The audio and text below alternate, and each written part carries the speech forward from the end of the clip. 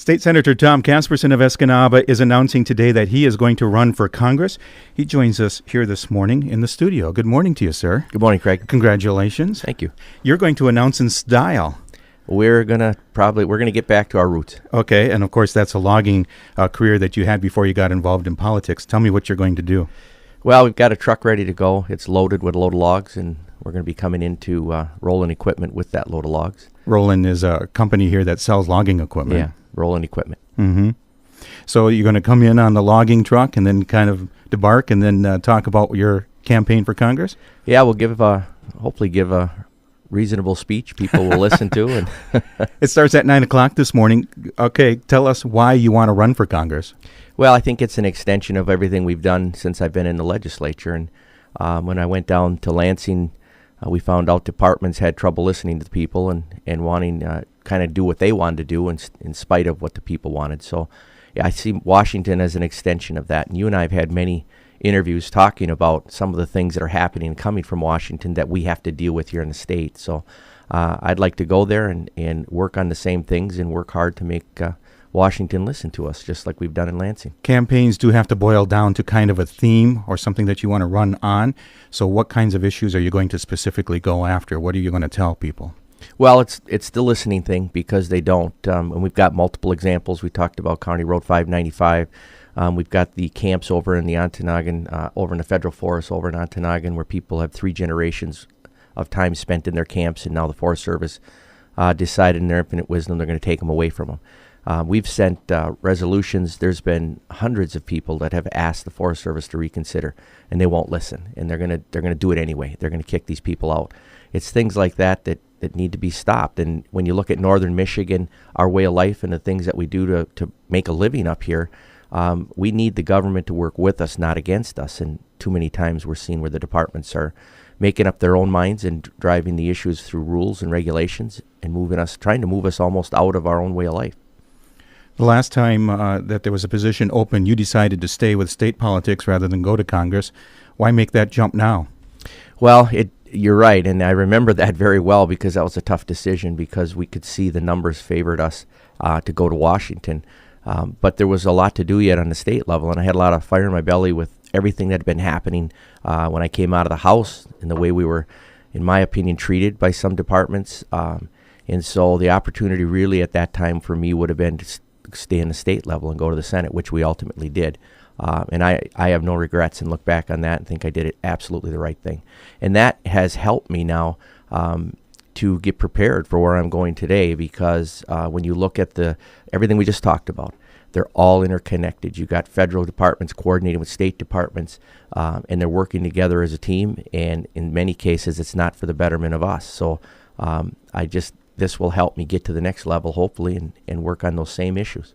If you don't mind, I'm going to ask you a few questions about some state issues because we didn't have a chance to talk this month. Yeah. Going to talk about that presumptive parole bill that's currently in the Senate.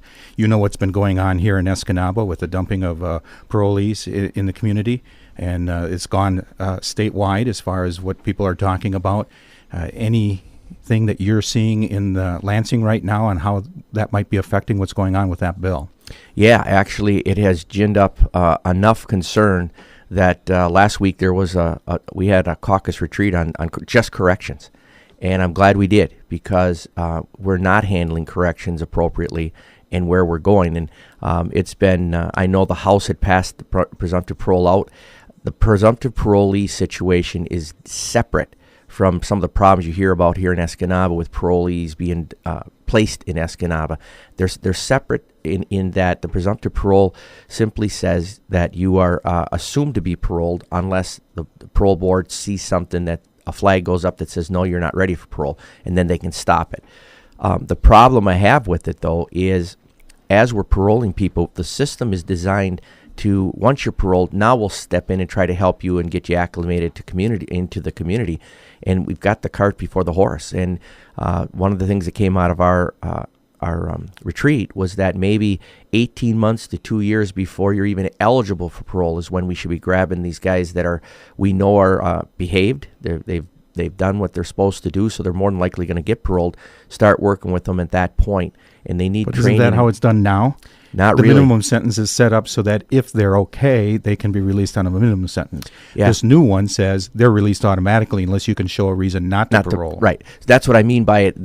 It's not. Some people have made the claim that the presumptive parole means they get early out, and that's not true. They have to serve their minimum sentence. It just simply gives an edge to them, I guess, that they're going to get out unless you can come up with a reason why they shouldn't. That's why I'm concerned with it, because we don't have a very good system to acclimate people back into our communities and our societies. Yes, last week we were told that the recidivism rate is at 70%. That means 70% of the people we let out go right back into prison. That means they're coming back to our communities causing problems. Well, one of the reasons might be that because they're housing these parolees in groups, in whether or not they're in hotels, like in Marquette's case, or apartments here in town, I mean, they're not going out and starting lives normally again. They're serving with the guys that they were serving with in prison. Right. And part of that problem is if you can imagine coming out of prison, you're used to that now. You've been living in prison, and all of a sudden here you're paroled, here you go, go get a job. Really? How are they going to do that? And so they get them out, they parole them, they set them up in homes or wherever they're going to place them. They must set them up with a bridge card. The rent is paid. They're taking care of them as they're coming out, but they're not ready to come out and go to work in many cases because they have no skills and have no discipline to go to work. And as a result, even Jim O'Toole says that the state is paying the utility bills Sure. for the people that are living in the area. What do you think about them dumping those parolees here in Escanaba? Yeah, that's unacceptable. And I did talk with corrections, and they'll come up here and talk with people too to try and explain it. But again, They're coming up here? They said they would if I asked them to come up and talk with the city to explain it. It's not just here in Escanaba they're doing this. This is in other parts of the state. I found that out talking to some of my colleagues. I actually placed the map in our caucus room. I blew up a 4x4 sheet, put it on an easel, and so every time we walk into the caucus now, my colleagues have to look at that map of Escanaba to see where they're placed, because I think it's that serious. We got to take it serious what we're doing. But we also have to look at the system and say, is it working right now? Right now, I would say it's not. And we're spending millions to rehabilitate people, but it's not working. And I think it's because of how we're doing it. How's this going to affect the presumptive parole legislation? I don't see it going anywhere in the Senate right now because of that issue. We've got to come up with a better system that gets parolees ready for their parole. So when they come out, it gives them a fighting chance and actually puts some skills in their hands with training.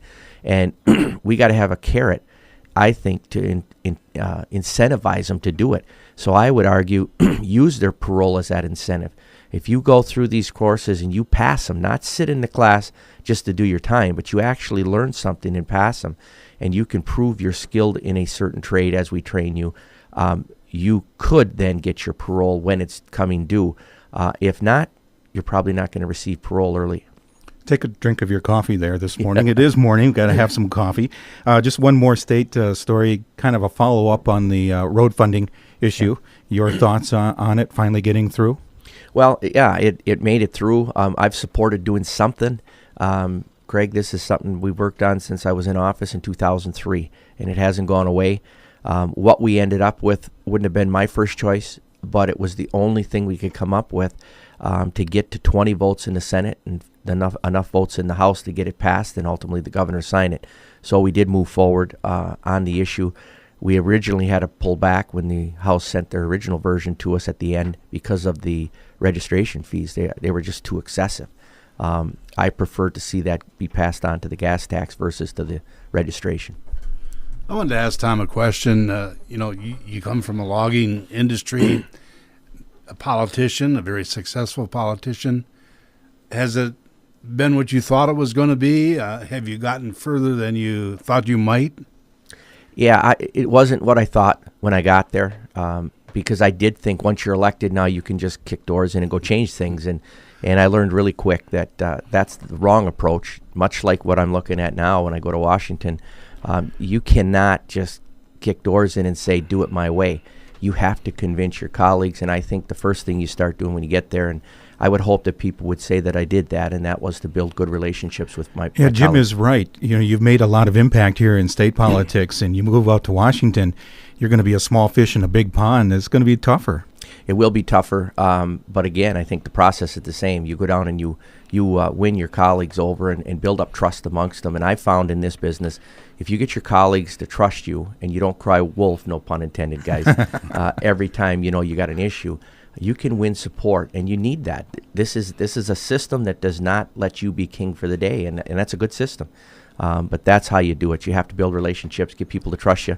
And Washington is a bigger animal, and it would take more time, of course. But that would be my approach, because that worked for me in the state legislature. And we'll see whether or not Paul Ryan actually is able to change the politics out in Washington that he's kind of hinted towards as he's took over as Speaker of the House. And to have him right next door to you, that's cool. Pretty neat. I Yeah. know Paul Ryan a little bit, and a lot of respect for him. But there's an example which you see happening in Washington. You got folks that are not trying to build relationships; they're trying to almost go after people with clubs and say, "You're going to do it my way or else." And you're seeing the turmoil, and they're not getting a whole lot done. I would argue we've proven in the Upper Peninsula, working together, you can get stuff done. So we have a history of that, and I hope that people see that and respect that, and because of it, will give me a support and a vote. Well, the day that Don Benechek announced that he was not running for Congress, I called you right away because you were actually in the I was studio in the just before that. Yeah. And I said, Did you hear? What are you going to do? And you said, I'm in. But it took you a while to make this announcement here today. What'd you have to go through to get to this point? You have to, to run for a federal office, you have to have certain things in place. You have to have your team set up. You have to have your consultant set up. There's certain paperwork that has to be filed. You have to do all these things before you come out on a microphone like this and publicly announce, because once you do that, that has to be done within 15 days after you do it. So that was what we were concerned about. We just wanted to make sure we did things right. It's not quite as simple as running for a state office. They really raised the bar. It's a different ballgame. You're going to be announcing here in Escanaba, then in Traverse City? Yes. So tell me what's going to happen here today, your schedule. Well, yeah, we're going to meet out at Rolling Equipment. We'll have friends and family there, and we'll make our announcement that we are going to make a run for the U.S. Congress. And then we've got to get downstate because this district is so big, so we'll take off from there and head right straight to Traverse City, make our announcement there at the WYKX Center down there at their community college. Thought it was fitting with my background and where I stand on the WYKX issues, so that was the reason for the choice. And we've got to do that to get in under the media markets down there for today to make the announcement. I'm assuming you've had some time to look at it now since Congressman Benechek announced that he was not going to run. What's it going to take to win? It's going to take a lot of hard work. You certainly have to raise money to do it. It's so big, and with the media markets in this district being so big, you have to go to the media, whether it be television, radio, and all the above. And as you all know, that takes some real money. So we've got to raise money, and that comes with people believing in you and willing to give you that support. So that'll be what we're doing, and I'll be burning up a car, I'm sure, with mileage. How about being from Escanaba? What's that? How about being from Escanaba? Is that a plus, minus? I would say with redistricting could be tougher because really the district is splitting out to favor Lower Michigan as far as just looking at pure numbers. But I believe the work we've done in the state level really fits Northern Michigan as a whole. And I hope that people look at that record and will support me and respect what we've tried to do. And, Jim, you had asked earlier, how do you get there and how do you have success and do those things? The one thing I've also learned, I want to mention relationships, but having good people around you. I have been blessed with, I think, the best staff in Lansing, and everybody will say that, but I truly mean it. I have had people that have stayed with me from the beginning, and it's been noticed in Lansing. I would think it's got to be a plus. Your reputation, your name recognition has got to be a plus in the area. It is. We've got a very good name recognition. The last poll I looked at, we were at a 95% name ID across the UP. There was a quick snapshot of this congressional race the minute Dan Benechek announced he was retiring. That poll showed me in the lead, but it was just a quick snapshot, so we'll take that. The lead of who? They had Jason Allen. Democrats Pete too, or Vitale, just the Republicans? The Republican Okay. GOP primary. But the good news for me there was I show a 66% name ID across the entire 1st District. So those are all pluses that we'll have to capitalize on and push hard and bump that number up if we can. But ultimately, it's going to be meeting people and winning them over. You remember how to drive a logging truck? I sure hope so. You went out at the logging congress this past month and tried to see if you still knew how to run a loader, right? Yeah, we actually did pretty good. I was just a little over 4 minutes, was right in the middle of the ballpark with everybody that was competing out there. So the fact that that's my one and only time each year is to go run the machine out there in the loader contest. Yeah, felt So good. now you'll know how to run a logging truck again, right? Well, I'm thinking maybe of calling up the police and see if I can get an escort. They can clear the way. in case you hit anything on the way out there. Huh? 9 o'clock this morning out at Roland Machine in Escanaba, State Senator Tom Casperson will be announcing his candidacy for Congress. Good luck, and thank you for coming in and sharing it with us this morning. And I'm sure that if anybody would like to come out and support you, they can certainly stop on by, right? Yeah, please come on out. And thanks, guys, for having me. Best of luck.